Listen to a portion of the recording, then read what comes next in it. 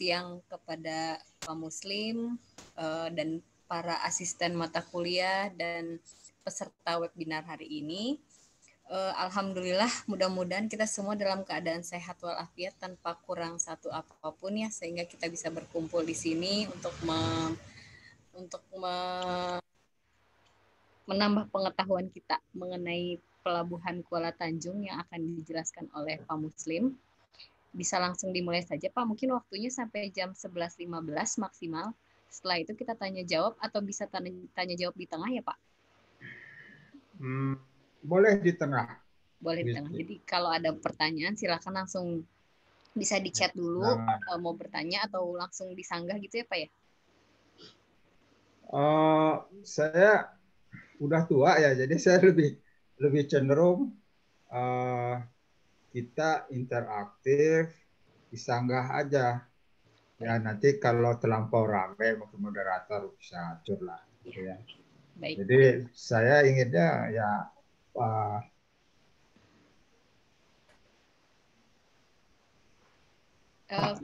ke-mute Pak. Ya, ke-mute. Oke, jadi silahkan aja. Jadi saya yakin apa yang saya sampaikan ini kan hanya sekedar sharing pengalaman, pemikiran, gitu ya. Mangga, Bu Iski, saya mulai atau gimana? Ya, mangga silakan dimulai Pak. Mungkin untuk peserta yang bisa menyalakan video supaya lebih interaktif lagi, nanti mungkin atau saat bertanya bisa dinyalakan videonya. Mungkin saat penjelasan bisa di-mute dulu. Ada Buntin. Ada Buntin, iya ada Buntin, ada Pak Edi juga. Pak Edi, Selamat pagi Pak Muslim. Pagi Pak Muslim.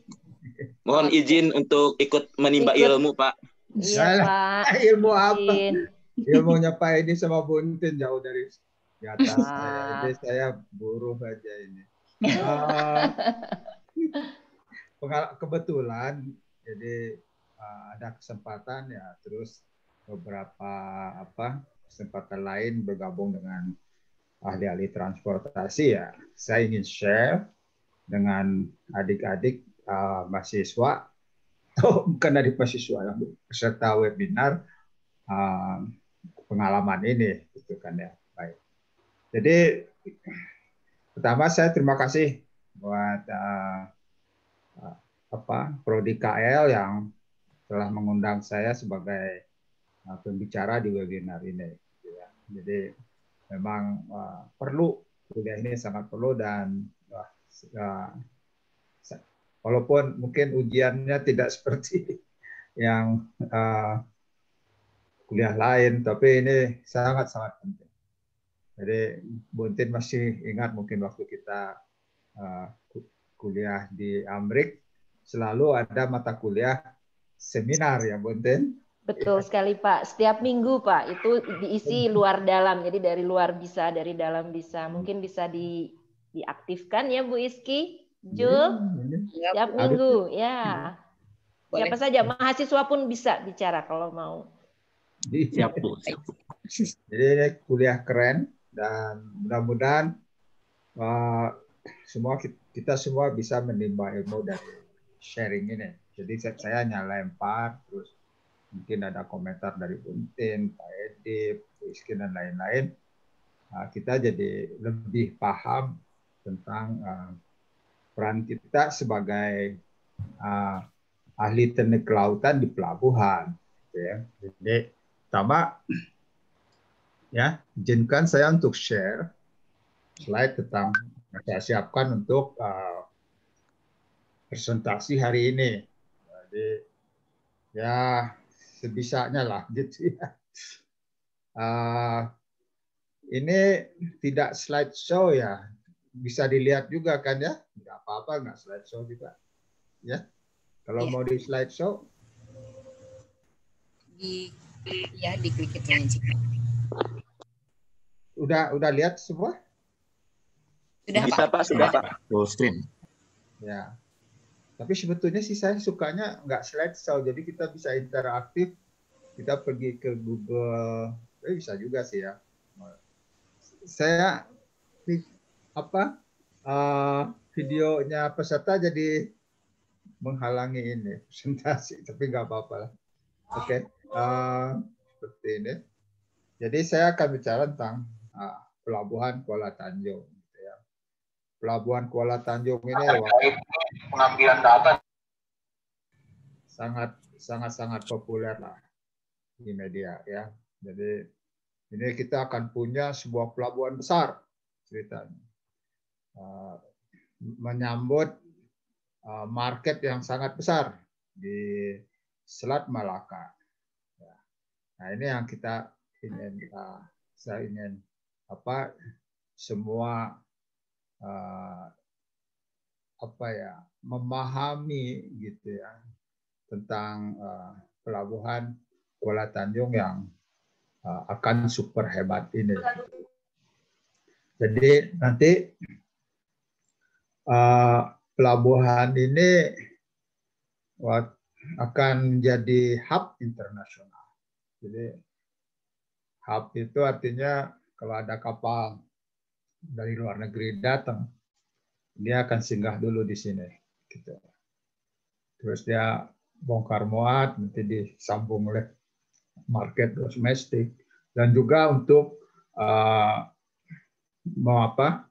untuk market di Sumatera Utara sendiri yang sangat-sangat besar. Jadi kebun sawitnya banyak. Kalau kita lihat Sumatera Utara, terus tidak hanya sawitnya, tapi juga buah-buahan. Sumatera Utara daerah subur. Dari dulu Medan itu daerah industri. Gitu ya. Nah, jadi selalu kalau di pelabuhan itu isunya gini. Ship versus trade. Jadi pelabuhan dengan trade, perdagangan. Jadi marketnya dulu yang ada, terus baru kapalnya mengikuti, pelabuhannya mengikuti. Ship follow trade atau trade follow ship. Mana yang lebih dulu? Wah, kalau kita bilang ship, jadi follow trade, jadi kita harus ciptakan dulu demand-nya. Daerah itu harus dikembangkan dulu. Tapi orang berpikir tidak seperti itu. Ya, kalau kita berpikir seperti itu juga keliru. Ya, kalau fasilitasnya kita kembangkan, infrastrukturnya kita sediakan, ekonomi itu akan berkembang sendiri. Trade itu akan tercipta sendiri. Jadi kita harus bisa main-main di sini. Jangan terlampau seperti pengusaha INSA gitu. Kalau INSA dia bicaranya, wah kami sih ship follow trade. Anda ciptakan dulu marketnya, baru kami layani. Kita sebagai pelabuhan, wah, kalau nggak ada kapalnya buat apa juga bikin pelabuhannya kan? Nah, jadi itu dilemanya di situ. Kalau menurut saya,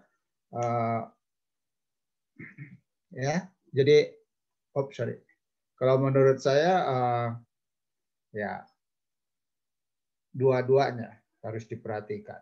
Jadi jangan sampai kita buat pelabuhan, terus trade-nya nggak ada gitu. Terus jangan sampai kita mengembangkan wilayah, tapi nggak ada infrastrukturnya, terus telat. Wah, ya nggak ini juga, nggak benar juga. Jadi market analisis itu harus benar, gitu. Pengembangan wilayah itu harus jelas, gitu. Market yang akan tercipta itu seperti apa.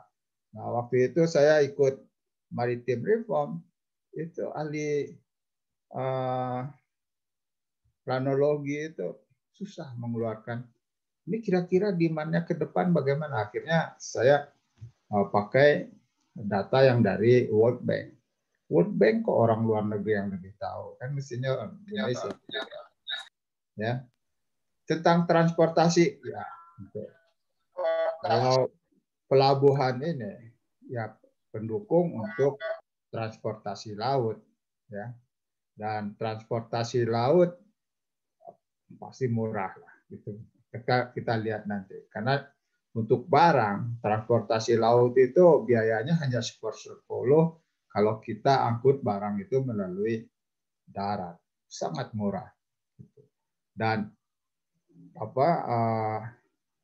negara kita negara kelautan, gitu ya. Masa kita pakai darat, nggak logis itu. Pertama dia murah, ya. Kedua memang kita negara laut, gitu. Kenapa kok ini? Ya. Jadi analisa ekonominya itu harus benar.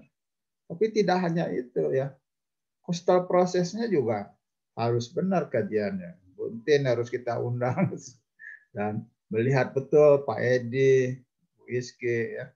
Itu mungkin sosial budaya juga pengaruh ya. Itu harus dilihat.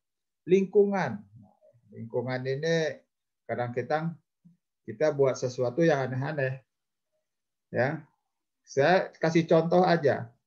Pelabuhan Tanjung Priok. Anda kalau perhatikan Pelabuhan Tanjung Priok, itu Kali Sunter dan Kali Ancol, itu dia menuju Tanjung Priok lah. Kali Sunter itu kan membawa polutan yang demikian banyak. Dia terperangkap dulu di situ. Demikian juga yang dari kota Kali Ancol, dia pergi ke situ. Ya, pergi ke situ, itu pusat. Ini sudah pusat polutan.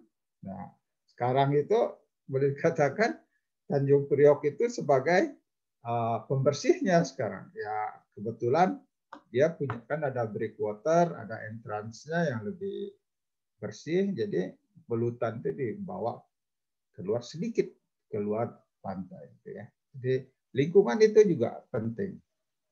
Nah, ini ada tol laut. Nah, ingat itu kan ya kalau di TV suka dengar. Itu sebetulnya tol laut itu dari Pak Lino. Pak Lino kalau tidak saya salah itu waktu acara kita di Ocean Evolution apa? Hah? Namanya? Ocean Evolution. Ocean Evolution. Nah, itu yang pertama di situ Pak Richard Lino mencanangkan tol laut. Jadi tol laut itu bukan dari Pak Jokowi, itu dari Pak Lino yang dan lahir di KL sebetulnya ya. Jadi nggak jauh-jauh dari kita itu ya. Ya bangga lah kita sebagai prodi teknik kelautan gitu ya. Tapi sebetulnya maksud Pak Lino itu bukan berbayar gitu ya. Tapi saya waktu itu dan juga setelah itu mau kritik Pak Lino gimana. Pak Lino ini saya paling hormat gitu ya, bekas direktur Pelindo II. Nah, tapi oke lah, semua orang keliru bahwa tol itu sebetulnya artinya tuh berbayar.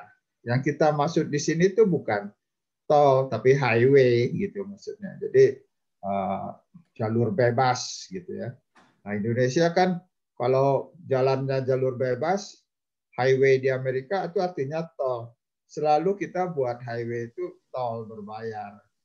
Sebenarnya yang dimaksud di sini adalah marine highway. Jadi marine highway itu juga jadi program utama di Amerika. Nanti saya bahas kenapa di Amerika yang demikian besar negara daratan juga dia sangat-sangat fokus dengan marine highway. Kenapa begitu? Karena logistik ini kan sebetulnya tulang punggung dari ekonomi. Gitu ya. Kalau logistik kita murah, produk-produk dalam negeri itu akan murah dan sangat bersaing dengan produk impor. Kenapa produk Cina lebih disukai kan? Karena murah. Karena murahnya kenapa? Karena dia mengangkut barang dari Cina ke Indonesia itu lebih murah daripada orang Indonesia mengangkut barang ke Belawan, ke Sorong, itu jauh lebih mahal. peti kemas ke Belawan beberapa kali lipat dari Cina ke Jakarta. Ya tentu aja barang Cina lebih murah. Kita lihat dulu malah banyak jeruk-jeruk yang dari Cina kan. Nah, sekarang udah mulai. Kita lihat jeruk Medan banyak. Jadi tol laut itu bekerja dengan baik gitu.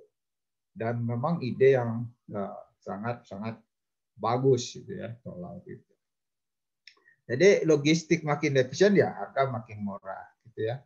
Tadi sudah saya sampaikan bahwa ongkos transportasi barang Anda bisa hitung aja browse aja di internet berapa harga sewa sebuah kapal, terus nanti operasinya dia bisa ngangkut berapa ton barang, pasti jauh lebih murah kalau diangkut lewat dibandingkan angkut lewat darat gitu ya. Jadi alhamdulillah transportasi laut ini juga jadi perhatian pemerintah sebetulnya. Tapi ya yang namanya kurang sempurna kan masih kita lihat gitu ya. Yang dibanggakan tol darat aja selalu, tidak tol laut gitu ya. Padahal tol laut ini sangat penting. Ya mungkin karena tol laut masih disubsidi segala macam itu ya. Nah, orang Amerika tetap mengembangkan marine highway.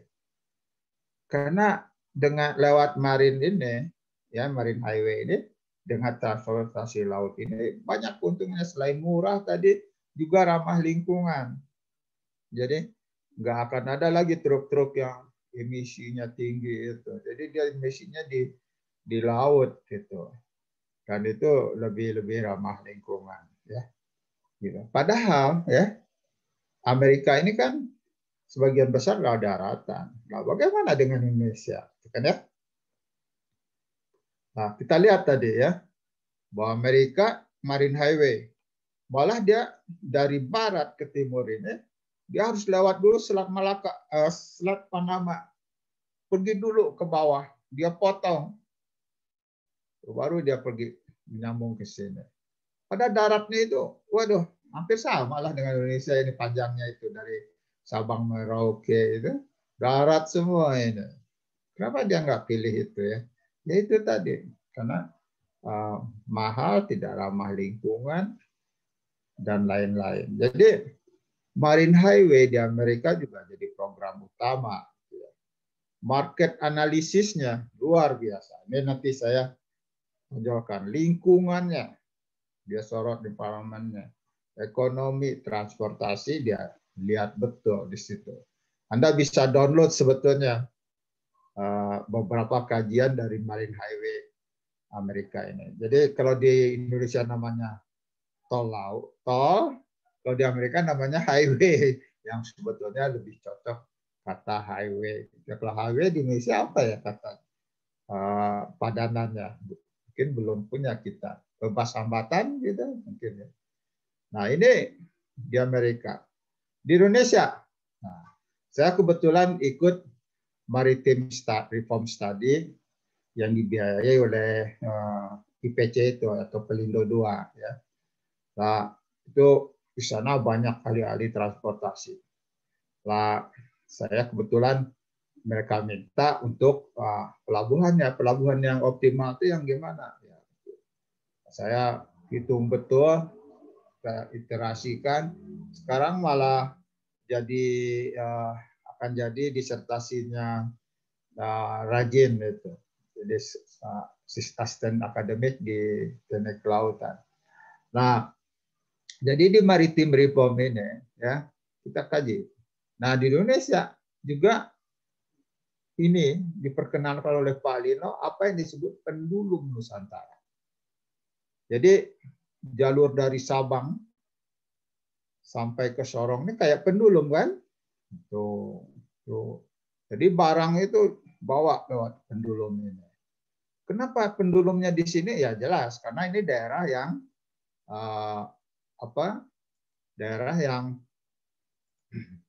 daerah yang relatif gelombangnya lebih daerah terlindung lah, daerah yang gelombangnya kecil ya. Jadi gelombang dari sini dihadang dulu oleh Sumatera dan Jawa oleh sini. Jadi daerah ini daerah yang gelombangnya lebih, jadi daerah yang relatif nyaman untuk lalu lintas kapal, gitu ya. Nah, di Pendulum ini dulu waktu itu saya diminta membuat kajian sebetulnya pelabuhan yang tepat itu ukuran berapa gitu, untuk tol laut ini. Keluarlah angka. Tapi mestinya ini juga harus sesuai dengan networking-nya, gitu ya. Jalur, kalau kita bilang pelabuhan yang cocok segini, berdasarkan demand segala macam, dragging, maintenance. Tapi nanti kalau orang kapal bilang, oh enggak begitu, gitu ya. Bahwa kami membawa barang ke sini, kalau ada market di sini, terus ada nanti drop di situ, kami ambil lagi, atau nanti di sini disambung lagi oleh kapal lain. Itu semua artinya ada yang disebut networking. Nah, itu keahlian orang transportasi tadi. Nah, itu saya hari ini mencoba untuk tidak ke sana karena mereka juga tidak nyaman kalau saya ikut-ikutan sebagai ahli transportasi gitu kan ya. Saya juga nggak mau. Nah, di sini ya, kalau kita lihatnya Pendulum. Yes. Jadi sebetulnya juga dari Cina ada masuk sini. Di Selat Melaka ini kan jalur padat. Nah, Kuala Tanjung ya, Kuala Tanjung itu dekat Medan di sini akan menangkap market yang dari luar situ. Nah, mungkin nanti kita ada yang bertanya, kenapa nggak di Batam aja ya Pak? Gitu kan ya? Kenapa nggak di Batam? Toh jelas-jelas secara geografis dan posisi dan juga market itu kan Singapura itu jelas-jelas posisinya sangat ideal gitu kan ya. Sangat ideal kenapa? Ya kapal dari Eropa drop di Singapura, dari Singapura dibawa ke Vietnam, Kamboja, Thailand, Indonesia. Malah kalau hari-hari tertentu jalan tol Cikampek itu padat dengan truk-truk ke Tanjung Priok. Untuk apa? Ngirim barang ke Singapura. Singapura nanti transshipment aja. Nanti dibawa lagi ke situ. Tapi ingat, Singapura juga tidak hanya pelabuhannya keren, tapi dia juga mengembangkan industrinya. Gitu kan ya. Nah, demikian juga Kuala Tanjung nanti. Industrinya harus dibangun, tidak hanya sebagai transshipment. Tapi kita berpikir, kenapa nggak di Batam aja ya? Batam itu masalah sedimentasinya tidak begitu besar, di daerah memang khusus untuk industri. Ya, lagi itu sudah diputuskan gitu kan ya oleh ahli-ahli transportasi. Kita tidak usah di sini, tidak usah ikut-ikutan ribut lah. Pokoknya udah benar bahwa hub itu nanti harus di Kuala Tanjung, terus nanti di Bitung, dan di mana lagi gitu kan ya, Tanjung Priok. Sekarang kita sorot itu aja. Ya yang di Kuala Tanjung aja. Tapi coba lihat ini ya, Pendulum ini. Pendulum ini kan hanya untuk pengembangan wilayah yang memang bersinggungan dengan Pendulum ini. Medan akan berkembang. Pekanbaru, Palembang, semua. Belitung, ya itu pasti. Surabaya, Makassar, Sorong. Bagaimana dengan Nias, misalnya, Sibolga, atau daerah-daerah yang pantai barat Sumatera ini? Bagaimana dengan logistiknya? Dia mau ekspor misalnya. Kalau dari konsep Pendulum ini, dia harus dikirim dulu ke Pekanbaru, kirim ke Medan, yang di sini Bengkulu harus kirim ke Palembang. Ini tuh Bukit Barisan gitu, ya. Makanya di Padang ke Pekanbaru itu harus kelok 9 ya, keren itu. Nanti juga akan dibangun. Tapi kan tidak efisien. Jadi saya bilang satu kesempatan di Ocean Summit 2012 bikin pendulum baru, tapi belum ada yang dengar. Ya, pendulum yang daerah pantai barat Sumatera dan juga pantai selatan Jawa, gitu ya, pendulum ini. Jadi ada selain pendulum Nusantara, ada lagi pendulum Nusantara 2 lah. Ini yang saya usulkan untuk Padang, Sibolga, dan Aceh sini, dan juga Bengkulu. Ini harus dikembangkan di sisi sini. Kalau tidak dikembangkan nanti darat yang mahal lagi. Kembangkan di sini untuk jalur misalnya ke Cilacap, ke Sukabumi, gitu kan ya, ke pantai selatan ini dan terus langsung ke Kupang. Ini juga perlu dibuat pendulum. Dan ada lagi dengan pendulum sini. Jadi kalau dari Padang, kalau ini udah jadi pendulum, dia merge ke sini kan boleh-boleh aja gitu ya. Kalau sekarang itu konsepnya tidak mengembangkan yang merah ini, hanya mengembangkan yang kuning. Dan itu menurut saya keliru. Ya maksudnya dikembangkan juga yang merah, tapi tidak prioritas. Kalau menurut saya prioritas pendulum yang kuning, merah itu harus prioritas. Ya. Nah, ini Pelabuhan Belawan, ya, yang di Medan. Jadi sebelum Kuala Tanjung ada, sudah ada Pelabuhan Belawan. Pelabuhan Belawan ini masalahnya adalah sedimentasi. Jadi di sini littoral prosesnya kencang. Di sini tuh ada ada entrance channel, jadi navigation channel, jalur. Oh, sorry. Salah. Nah, jadi di sini ya kapal itu harus lewat ya mungkin nggak begitu, mungkin sini kali ya, saya lupa. Jadi mungkin tahu, mungkin begini deh, ke laut dalam ya. Jadi ini ada navigation channel, artinya ini dikeruk gitu ya, dikeruk menjadi lebih dalam agar kapal lebih bisa masuk. Untuk masuk ke sini harus ada kapal pandu. Nggak bisa dia masuk sendiri ke sini. Karena dia sempit. Tapi tetap Belawan ini dikembangkan gitu ya. Kita punya ini yang baru nih. Nah, Direktur Pelindo 1 ini namanya Pak Iman Ahmad. Beliau ini beruntung kita. Beliau adalah salah seorang Industrial Advisory Board dari program studi teknik kelautan. Jadi beliau sangat antusias dengan teknik kelautan itu ya. Nah, kalau kita lihat, kalau ini masuk ke sini harus dipandu. Kalau untuk transshipment, jadi kapal dari satu, misalnya dari Tanjung Priok, dia singgah dulu di Belawan, terus nanti disambung oleh kapal lebih kecil ke daerah Aceh dan lain-lain, ya itu tepat nggak?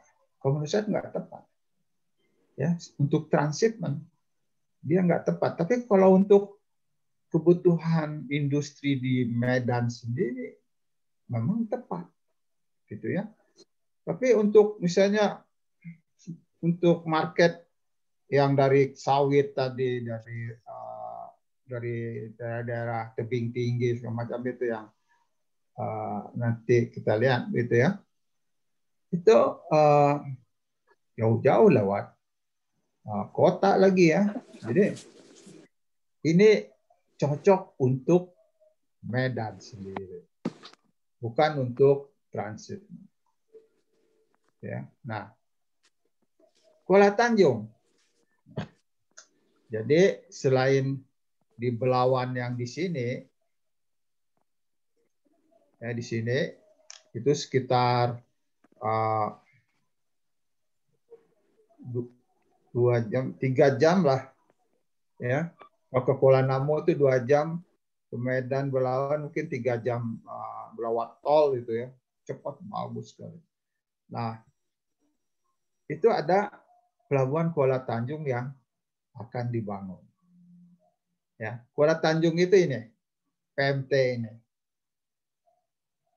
PT Multi Terminal. Di sana sudah ada juga dermaga, ya, dermaga punyaan Wilmar, dermaga CPO.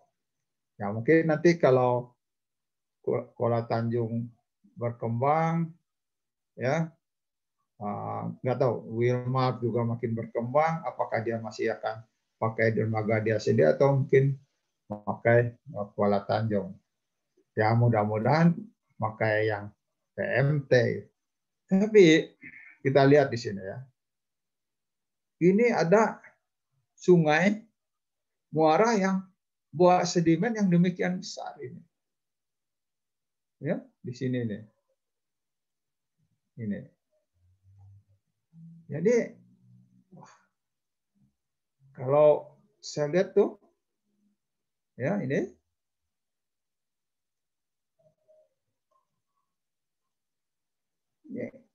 kalau pelabuhannya dikembangkan sampai ke sini, waduh, bahaya ini.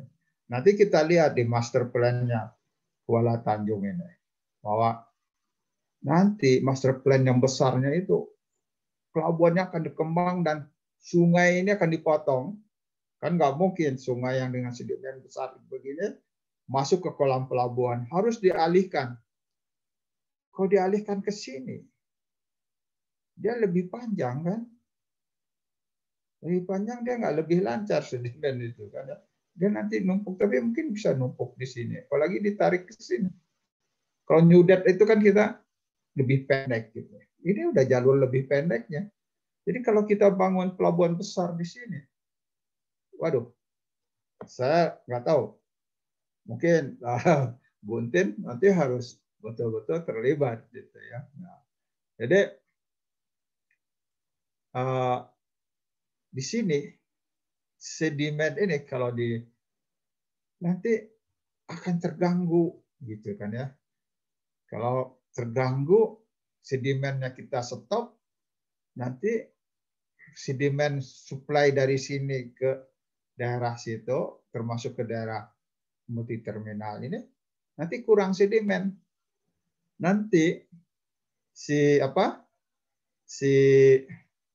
si daerah ini mungkin nanti akan terjadi erosi dan ini juga akan daerah yang bermasalah. Jadi waktu itu PMT minta saya untuk studi kostalnya. Studi kostalnya ini gimana kira-kira katanya gitu. Kalau ini saya ingin storage di sini. Jadi sini akan dibuat storage. Gitu. Oh, saya bilang ya jangan sampai mengganggu sedimen. Jadi sedimen litoralnya tetap lancar aja. Mungkin agak ke offshore sedikit. Gitu. Tapi akhirnya kepikir, loh, kenapa nggak jadi dermaga domestik sekalian ya? Nah, akhirnya itu berkembang jadi desain dermaga domestik di sini. Saya sekarang nggak berani tayangkan, ada alasannya. Dermaga domestik yang saya ini, ya, dermaga domestik di sini dibangun. Terus waktu saya ke multi terminal ini, ke Kuala Tanjung ini, nanti akan saya perlihatkan. Waduh, alat-alatnya canggih. Alat-alatnya canggih. Wah, dermaganya hebat. Yang rancang pendiri teknik kelautan kita, Pak Ang Tua, inovatif. Kenapa inovatif? Karena di dermaga Kuala Tanjung ini nggak ada breakwater, breakwatternya, tapi dipasang kartin breakwater. Jadi semacam apa ya, tirai bolong-bolong itu dia akan menghalangi gelombang untuk daerah bagian dalam untuk kontainer. Bagian luar itu untuk cair, muatan cair itu dia gelombangnya lebih besar juga tidak apa-apa. Gitu ya. Kalau kontainer dia lebih ketat tinggi gelombangnya. Inovatif, bagus. Dermaga ini sekian kilo sih, wah yang buat putra Indonesia sendiri, nggak ada orang asing. Buat PP kalau saya nggak salah. Dan engineers-nya juga, waduh, saya ketemu Pak Raflis itu luar biasa, dia hafal itu semua Pak ini didesain untuk beban berapa dia hafal semua. Ini jenis vendor semua, wah Yahud ya. Mungkin nggak, dia otodidak lah gitu ya. Tapi luar biasa Pak Raflis ini. Terus saya di sana, apa yang terjadi? Dermaga ini kosong. Tidak ada setelah peresmian, groundbreaking yang kita lihat nanti videonya. Ini, pelabuhan ini sepi. Saya ke sana tuh. Dan saya bilang, Pak, ini nggak masalah. Oh iya, mereka juga udah kepikir gitu sebetulnya. Mungkin makanya saya diundang juga kepikir untuk domestik itu. Tapi saya harus segera nih Pak. Kalau enggak nanti kita bangun yang fasilitas yang demikian canggih, tapi nggak ada kapal yang singgah, apa enggak nanti ditangkap KPK, saya bilang gitu kan. Terus ya ketemu orang marketingnya, ya ini sedang diprogramkan untuk untuk domestik. Tiba-tiba saya dapat pesan, berkat doa dan saran Bapak sekarang Kuala Tanjung ramai. Sekarang udah ramai. Jadi pemikiran simpel dari multi terminal dan juga saya mungkin ya kadang-kadang kalau orang internal punya ide, mereka agak ragu juga. Kalau di-endorse oleh akademia malah lebih berani gitu. Jadi peran kita sebagai akademisi itu di situ, ini memberi masukan yang menyelesaikan masalah gitu ya. Jadi rame, tidak lagi sepi. Bayangkan kalau fasilitas yang demikian canggih itu sepi, apa nasib ininya nanti? Nasib nasib alat-alat dan operatornya nanti. Jadi lupa lagi alatnya karatan dan segala macam. Sekarang nggak lagi, gitu ya. Tapi kan apakah jadi nggak jadi masalah? Jadi masalah besar. Setelah itu ada di koran, Pak Luhut sangat kecewa dengan pengembangan Kuala Tanjung. Saya paham, karena Pak Luhut pengennya besar, jangan kecil-kecil begini, tanggung-tanggung begitu. Tapi apakah kita akan buat yang besar dulu? Kita tunggu ini besar, terus kita tunggu juga market yang internasional itu supaya singgah. Sementara marketnya belum terbentuk, sepi. Masalahnya begini.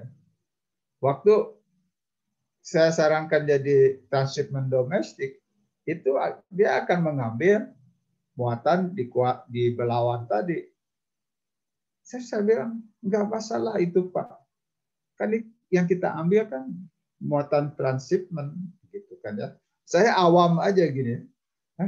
Kan yang kita ambil memang kalau transshipment ya bagusnya di Selat Malaka ini daripada Belawan dia harus masuk dulu. Mahal. Ini laku. Jadi ini transshipment dulu untuk pengembangan Kuala Tanjung yang lebih besar ke depannya, marketnya terbentuk segala macam. Tapi pemerintah kan nggak mau seperti itu. Dia maunya big project kayak gitu kan. Nah, jadi kelihatan gitu kalau ini. Tapi ya itu yang ingin saya diskusikan dan sampaikan ke peserta kuliah. Contemporary-nya itu mungkin bisa lah kita tahu apa ya istilahnya isu-isunya itu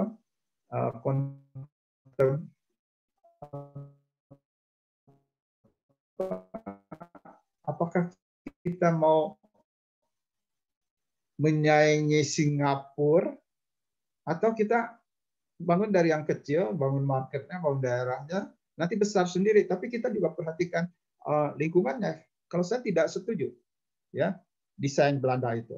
Selalu orang kalau bicara Belanda, wah itu ahlinya udah ikuti aja. Kalau saya enggak, termasuk GNC World di Jakarta, saya berseberangan dengan pihak Belanda. Tapi akhirnya Pak Jokowi kan juga tidak ikut begitu saja dengan ide Belanda itu. Memang waktu saya ketemu juga beliau sampaikan, saya enggak Pak Muslim, saya enggak orang yang ikut begitu saja dengan ide Belanda. Tapi hari berikutnya ya politisi beliau akan bangun JNC, tapi tidak dibangun juga gitu kenyataannya ya. Jadi kalau udah politik ya kita ini aja lah, mundur aja, biar aja ya politisi ya. Tapi kalau kita lihat banyak sebetulnya masukan itu ya didengar juga, nggak diabaikan begitu aja. Mungkin juga Kuala Tanjung ini suara saya sekarang lama-lama juga kepikir juga sama pemerintah. Jadi ini Kuala Tanjung tadi ya, PT Multi Terminal itu. Jadi itu lihat krennya, waduh canggih benar. Lihat di sini keren begini, nggak ada itu Tanjung Priok, rasanya saya nggak lihat itu ya. Ya, ini saya bersama Pak Raflis. Ini Pak Raflis. Wah. ITB juga ini. Ini Pak Iman Ahmad, Direktur Pelindo 1, dan juga keluarga Teknik Kelautan ITB. Ya. Lah, saya ke situ. Wah, banyak gambar-gambar yang canggih nih. Lihat, keren ini. Waduh. Terus saya ke Kuala Indah itu, yang muara yang banyak sedimen itu. Anda lihat di sini. Waduh, saya takjub ini pas lihat gini. Lihat ini, waduh, nyaman sekali saya lihat. Yang paling nyaman saya melihatnya itu ini muara penuh sedimen, banyak bangaunya. Masyarakat dan bangau itu tidak saling mengganggu ini. Mereka cari nafkah yang sama, yaitu kerang. Kerangnya besar-besar sih. Si bangau juga tidak diusir oleh masyarakat. Ya, masyarakat tidak, wah, usir bangau nggak boleh di sini, ini lahan saya. Enggak, ya. Hidup berdampingan di sini, mencari nafkah yang sama. Masyarakat pesisir dan bangau mencari nafkah yang sama. Ini tuh nanti nggak akan ada lagi, dipindahkan, ditutup oleh proyek besar dari Kuala Tanjung ini. Nah ini di sini rasanya sebelum dibangun, mungkin nanti di zamannya Anda, saya sudah mungkin sekarang udah 60, Bontin juga, mungkin tidak sempat untuk berkecimpung jauh tentang Kuala Tanjung. Mungkin di era Anda nanti ya, kalau diperhatikan, kita bangun di sini boleh aja, tapi kita harus menyesuaikan diri dengan lingkungan. Jangan kita merusak coastal process ini. Bisa. Seperti yang saya desain untuk dermaga domestik untuk PMT yang saya sketch tadi ya. Saya biarkan sedimennya itu lalu lalang di sepanjang pantainya. Dan kalau kita bangun di sana dermaga, ya kita protek dermaga itu tidak semua. Tapi terus juga kalau kita dredging, kita nggak buang ke laut. Kita bangun mangrove. Memang dengan adanya mangrove ini, ya, dia juga tidak menghalangi littoral proses tadi. Kita atur layoutnya kayak gitu. Jadi ini agak mengganggu saya gitu, tentang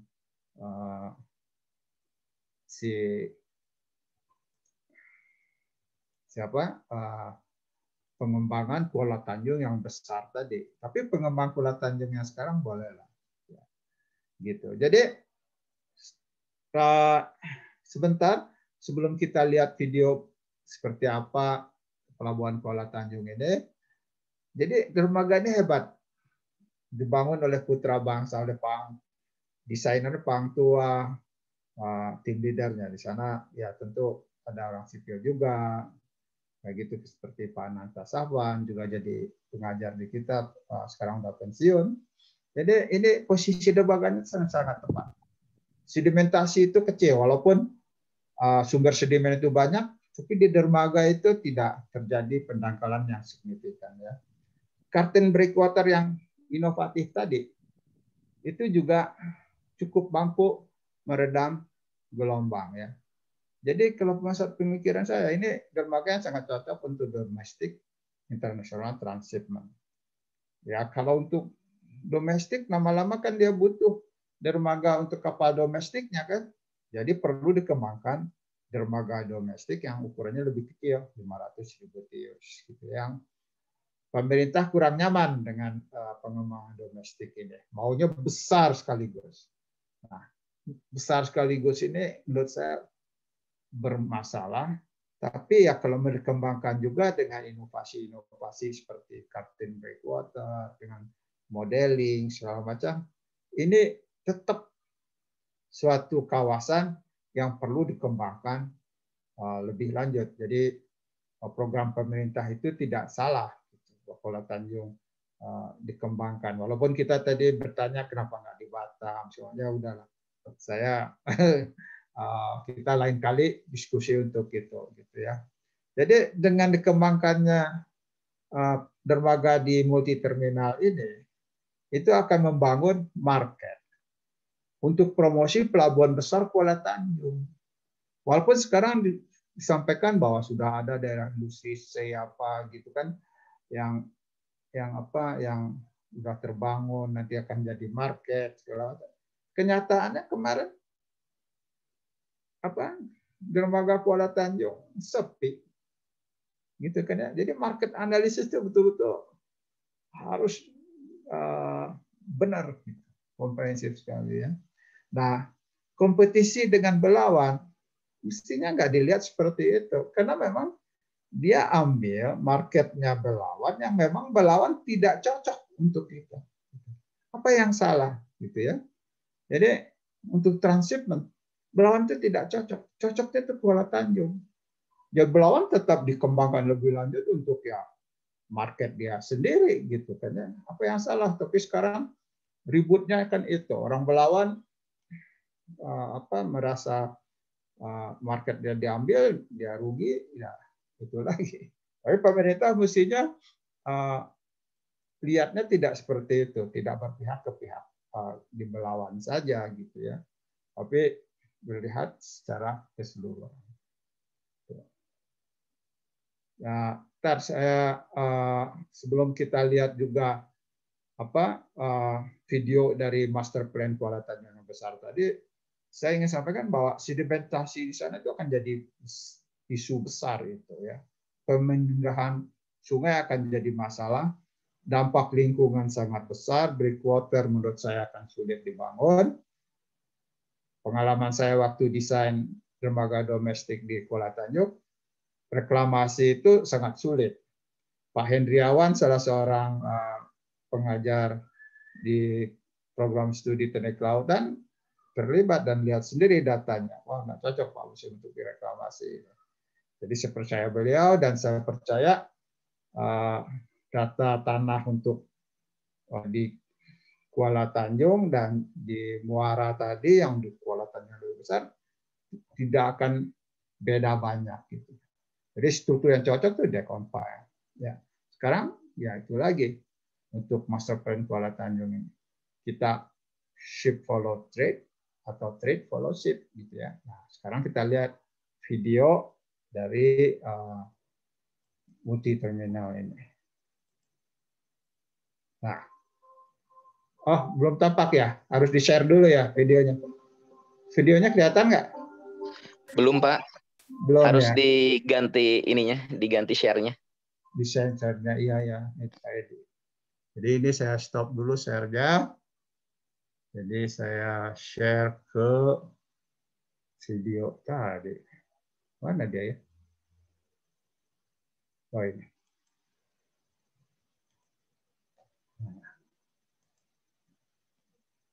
Mari kita tonton ya tentang PT Prima Mall.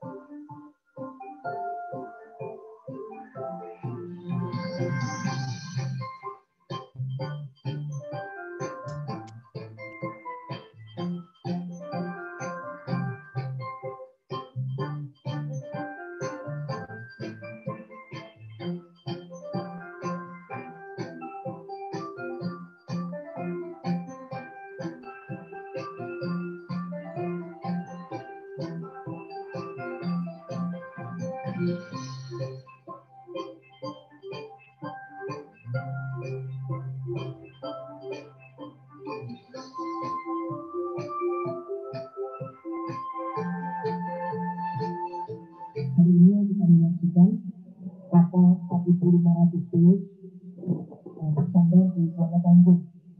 Ini merupakan kapal terbesar pertama yang pernah masuk bukan hanya di Sumatera Utara, tetapi di seluruh Pulau Sumatera.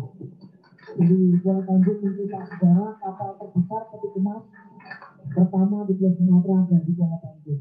Dan seingat saya juga kalau kapal 4.500 TEU yang pernah masuk itu di Jakarta, New Priok, sama di Kuala Tanjung.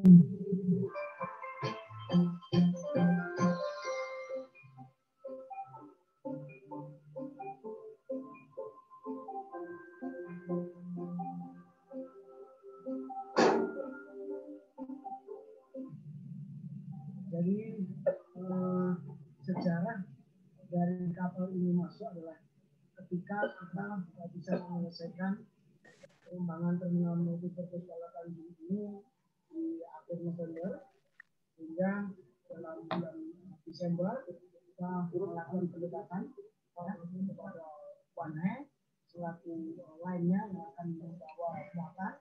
Kemudian kita juga melakukan pendekatan khususnya kepada Unilever. Ya, artinya hari ini tanggal 27 Desember ini Wane merupakan kapal pertama yang masuk ke terminal multipurpose Kuala Tanjung dengan membawa muatan ekspor tujuan Shanghai, Unilever, dan DMG. Dan ini merupakan direct ekspor. Nah, jadi dari Kuala Tanjung dikirim langsung ke Shanghai, tidak melalui ekspor.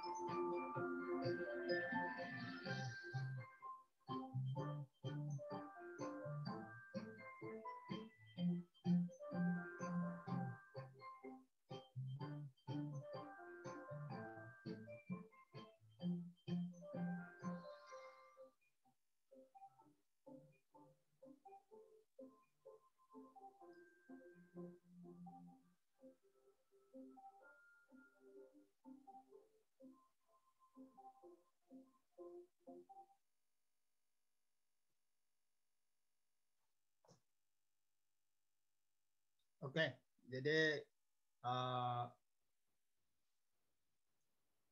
itu sekilas tentang PT Multi Terminal ya.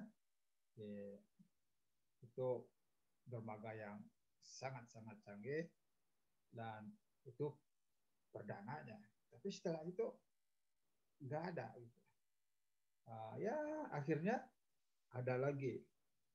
Tapi setelah kita buka sebagai domestik, mulai ramai, orang market mulai terbentuk.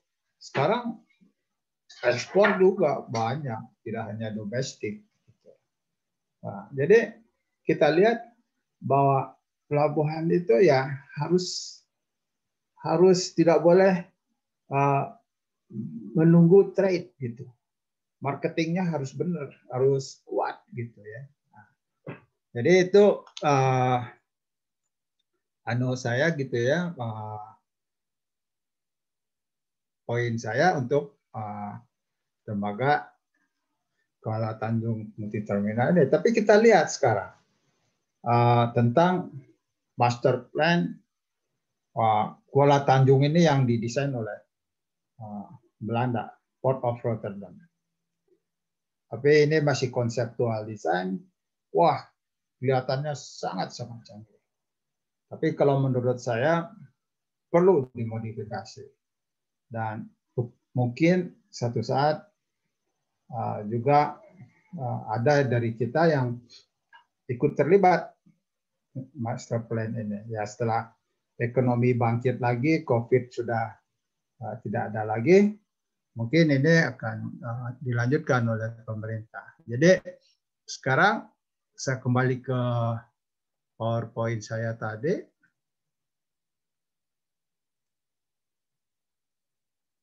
Oh, sorry. Kok ini share kok. Nah, ini master plan.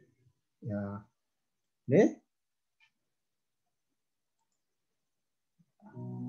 Nah, ini sebentar saya share dulu ya. Saya kok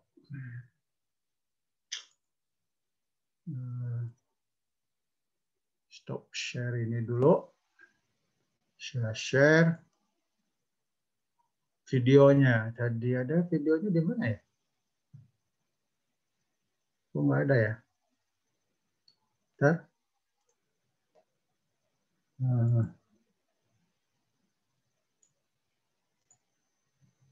Kenapa ini Pak Edi? Jadi saya kenapa harus belum bisa ini lagi Pak, belum bisa share lagi Pak. Iya, kenapa ya?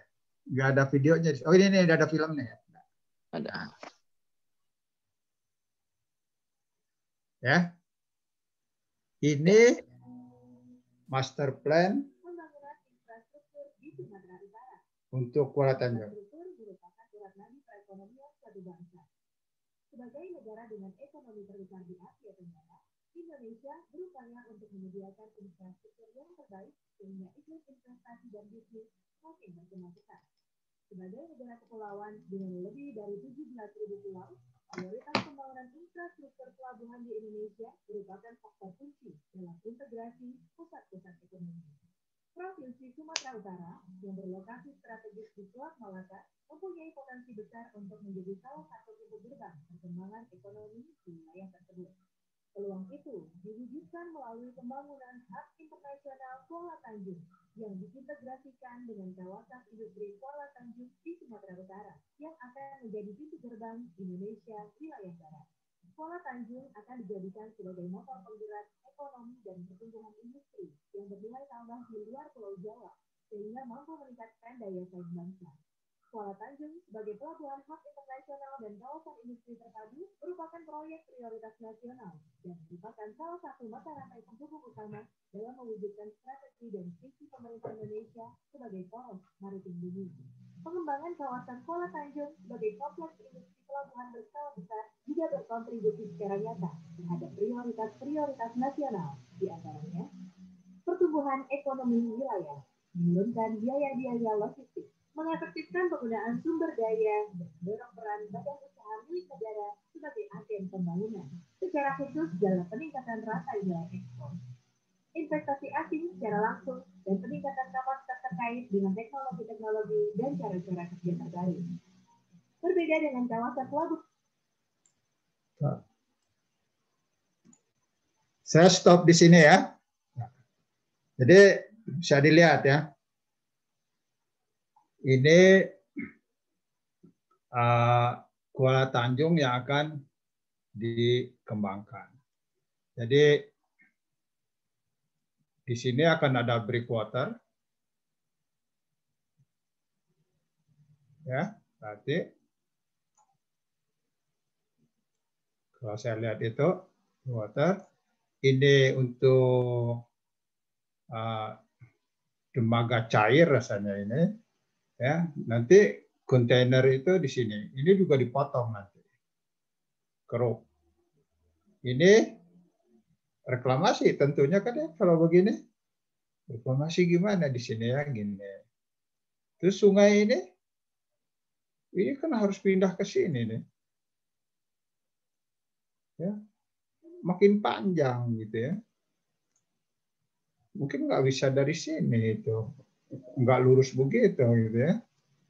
Nah, jadi saya kok mulai ragu gitu dengan layout seperti ini. Gitu ya. Apakah kita akan kembangkan si Kuala Tanjung ini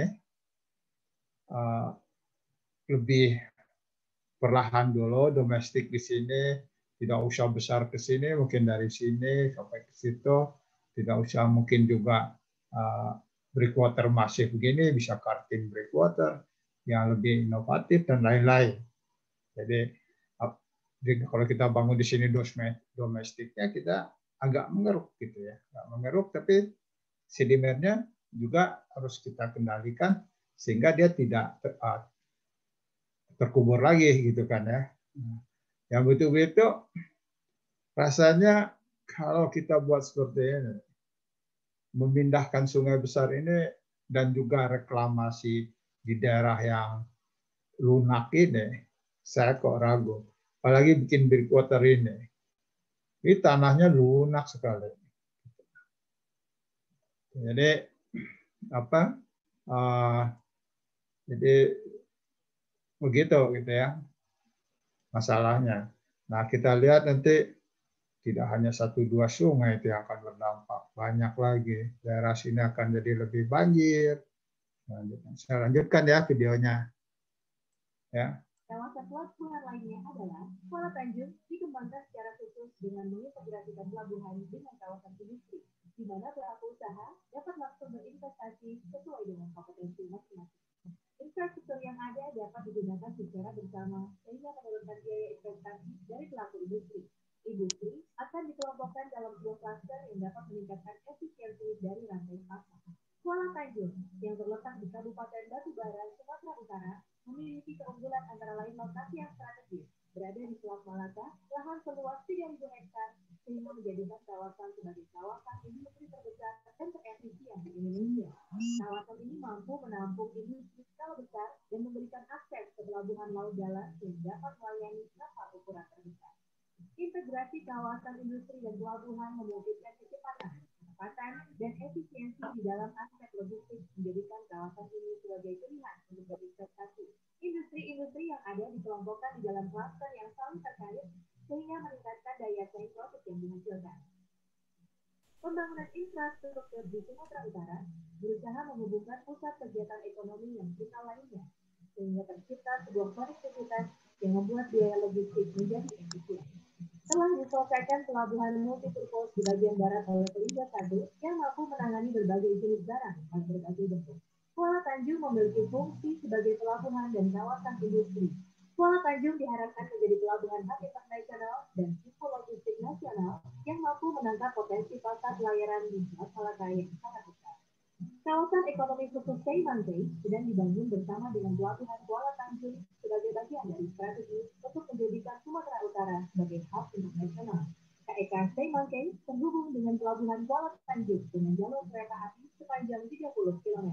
Keberadaan kawasan ekonomi khusus Seimangkei dirancang untuk mengakomodir lebih dari 200 unit industri palm oil dan turunannya yang berkelas tinggi.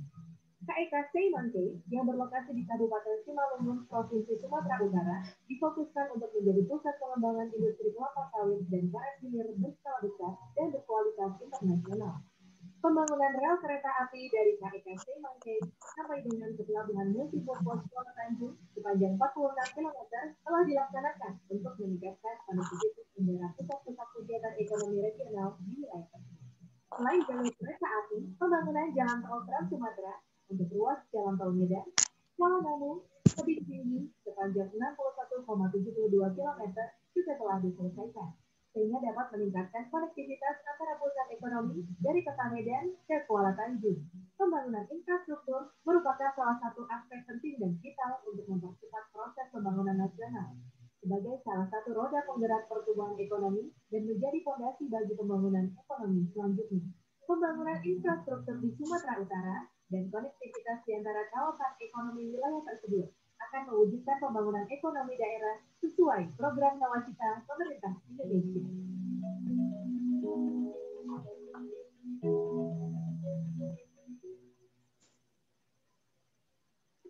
Ya, demikian video dari terakhir dari master plan. Jadi kita bisa lihat tadi bahwa kalau itu dibangun, saya nggak kebayang sungai yang membawa sedimen besar tadi itu mau dikemanakan, gitu ya. Jadi juga kalau sedimen itu tidak ada, nanti daerah sebelah barat akan tergerus itu karena sedimen budget, gitu kan ya.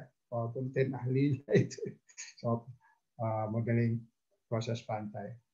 Jadi itu kira-kira yang saya ingin sampaikan dan ajak peserta kuliah untuk apa ya, merenungkan, gitu kan ya,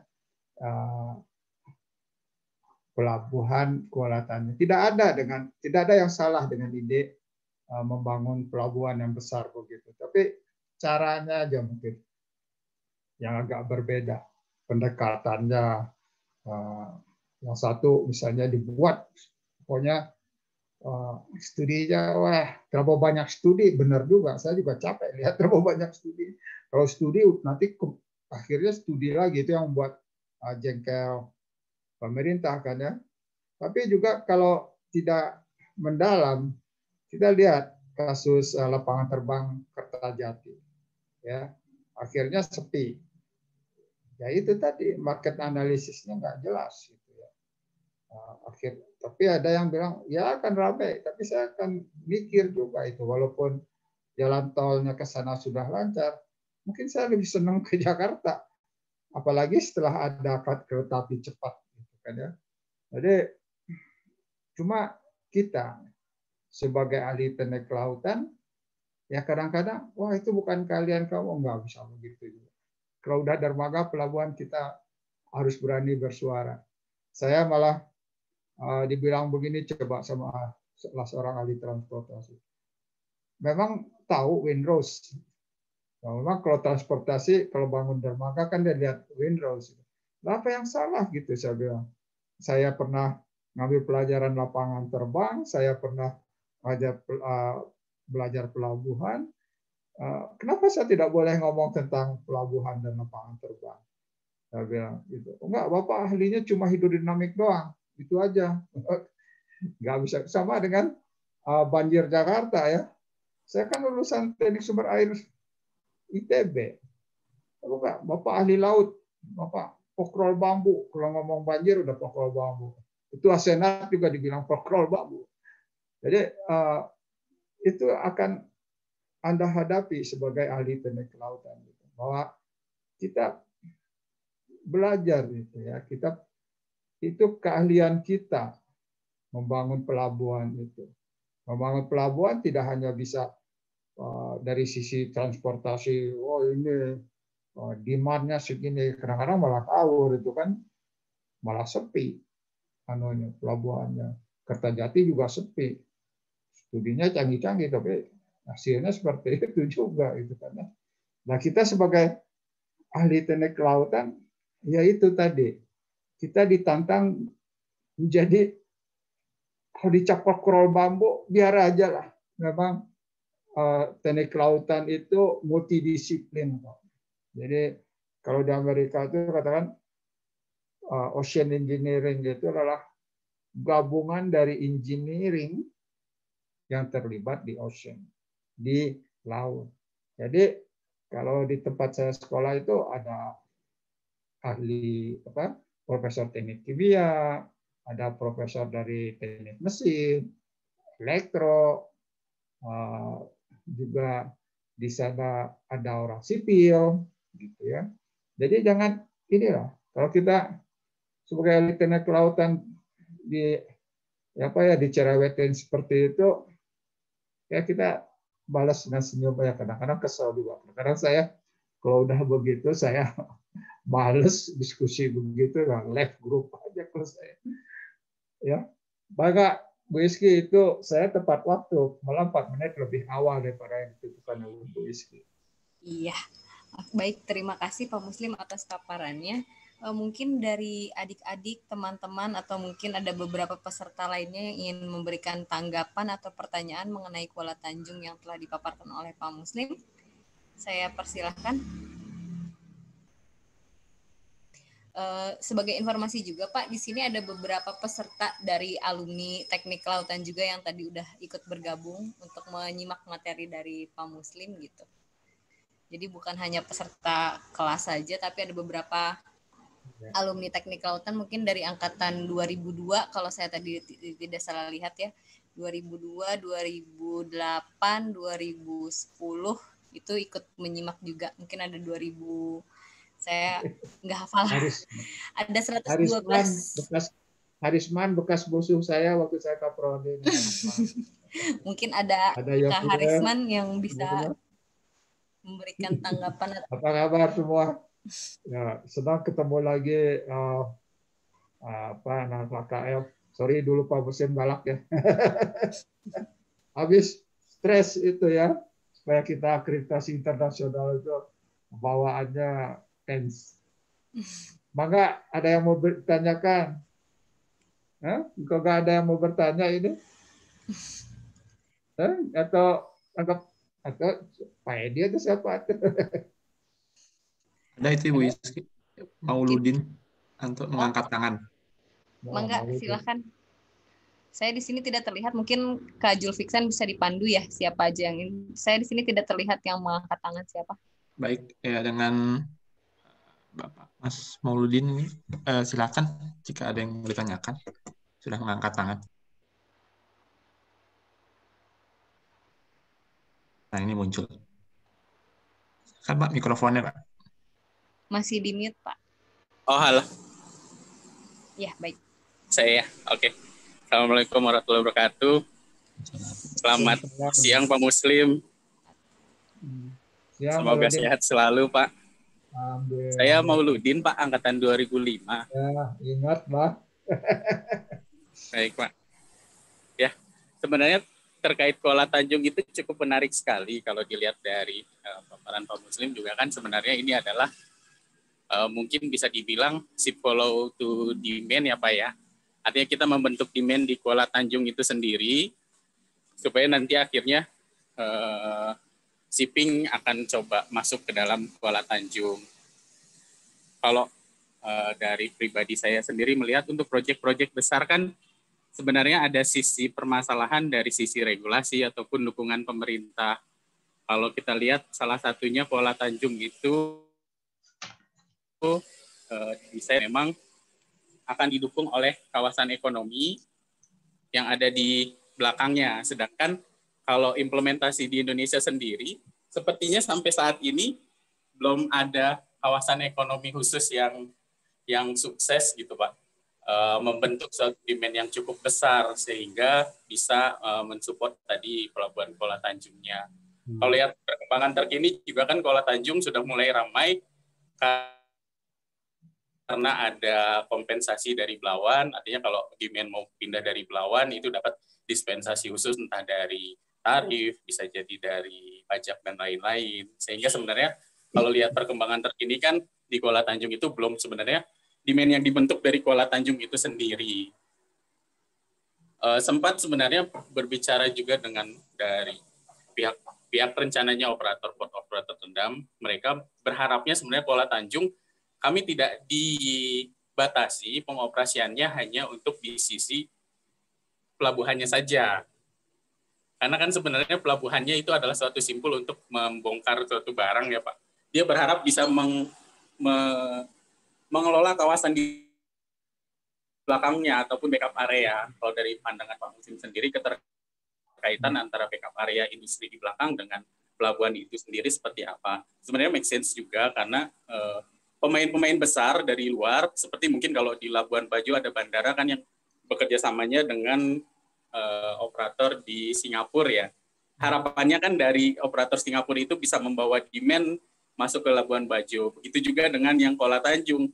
Kalau memang operator besar ini diizinkan masuk ke dalam kawasan industrinya juga, kita berharap dia bisa membawa rekanan-rekanannya ke backup area tersebut. Tapi sampai saat ini regulasi itu membatasi operatornya hanya sampai sisi di kawasan pelabuhan saja, artinya lapangan penumpukannya, pergudangan. Sedangkan untuk mengatur kawasan industri nanti dikerjasamakannya dengan regulasi yang lain, mungkin dari Kementerian Perindustrian seperti itu. Itu yang salah satu benang kusutnya yang jadi memperibet investasi pelabuhan di kawasan Indonesia. Mungkin Pak kalau kami melihatnya, jadinya operator tuh dibatasi. Ya udah kamu ngurusin untuk kegiatan kepelabuhanan aja, industri di belakangnya sebagai support, nanti yang lain yang ngurusin. Sedangkan investor belum tentu mau karena investasinya cukup tinggi kalau di sana. Kalau lihat kan tadi ada breakwater yang cukup banyak, apalagi harus menanggulangi sungai yang rencananya mau dibendung tadi, Pak. Seperti itu, Pak, mungkin. Ya. Langsung saya tanggapi aja ya? Atau? Ya, mangga silakan Pak langsung ditanggapi. Wah, makasih Mauludin. Jadi senang ketemu lagi ini sama Mauludin, temannya Eko. Pak Eko sekarang udah doktor gitu. Nah, jadi apa ya, masukannya benar. Ternyata juga anak KL, alumni KL, pemain langsung. Jadi ya setelah kuliah bisa lihat Mauludin juga terlibat pendapatnya di di Kuala Tanjung ini Bapak. Saya tidak tahu apakah itu dalam bentuk proyek atau gimana Mauludin. Coba yang disampaikan Mauludin benar. Jadi kawasan industri itu perlu dibangun dengan jelas. Nah tadi itu kan isu penting yang disampaikan Mauludin bahwa kalau bisa PT Multi Terminal juga pelabuhan juga mengelola kawasan industrinya juga. Kalau menurut saya Mauludin, jangan. Jadi pihak pelabuhan tetap pelabuhan, tapi itu tadi Kuala Tanjung ini jangan dianggap mengambil lahannya Belawan, bukan. Jadi Kuala Tanjung mengambil market Belawan yang memang mestinya itu marketnya Belawan, gitu ya. Jadi tidak masa Belawan yang harus masuk begitu jadi transitman. Yang lebih cocok kan Kuala Tanjung, bukan Belawan gitu untuk transitman. Jadi kadang-kadang anehnya di situ dianggap kompetisi yang tidak sehat.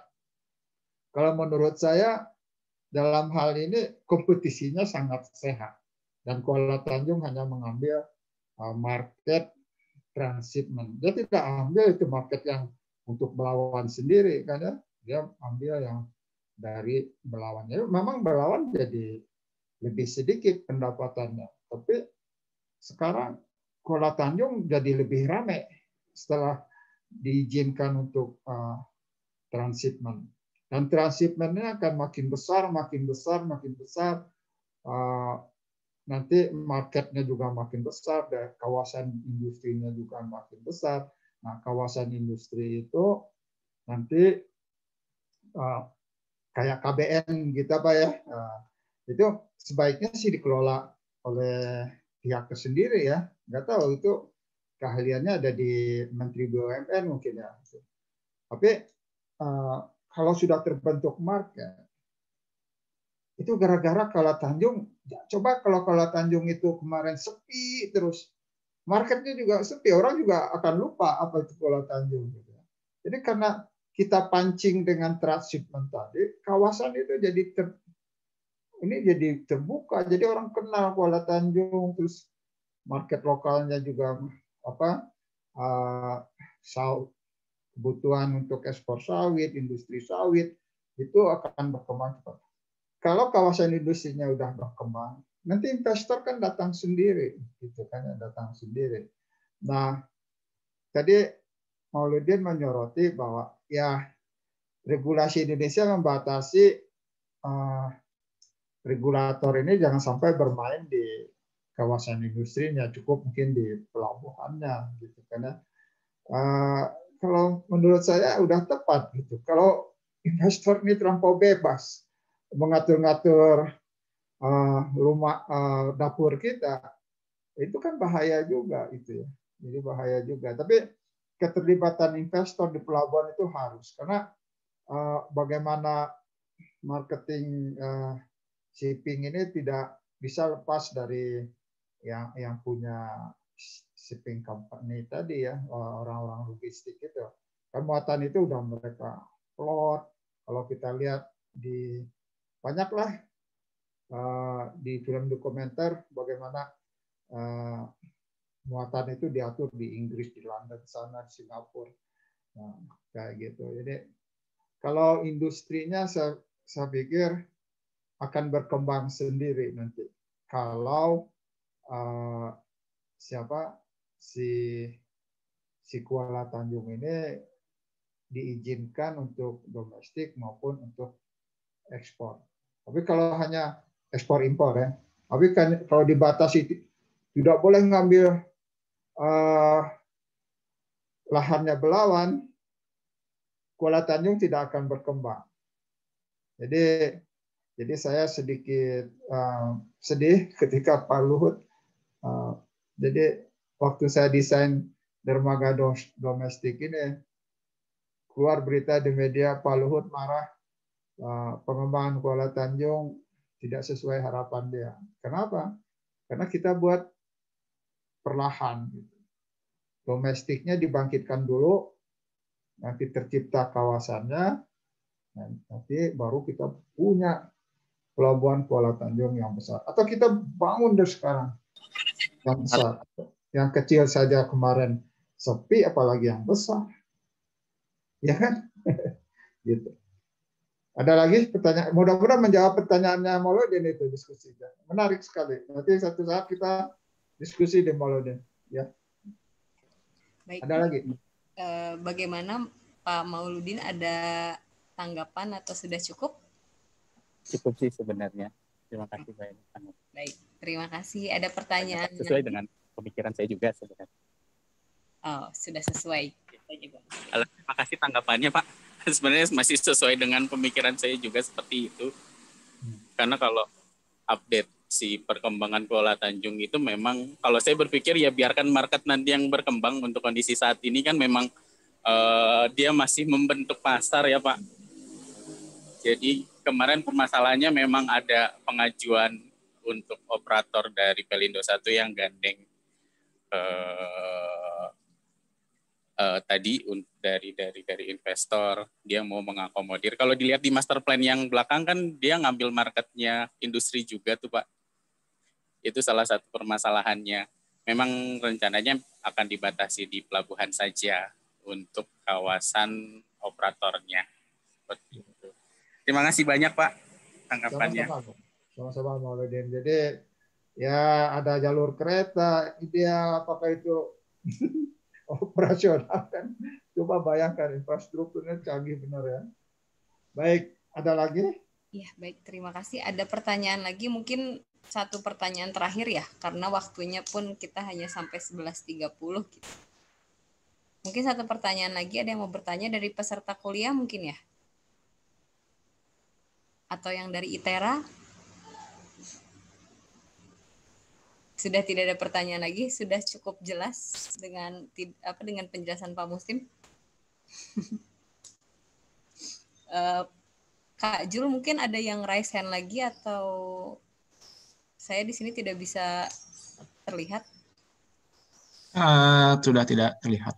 Ada yang raise hand lagi, di chat juga kosong. Di chat juga tidak ada ya. Kalau begitu mungkin ada kalimat penutup mungkin dari Pak Muslim. Baik Bu Iski, jadi pertama saya terima kasih sekali ya. Tadi sempat diskusi dengan berpikiran dengan Mauludin, alumni kita sendiri, wah saya senang sekali.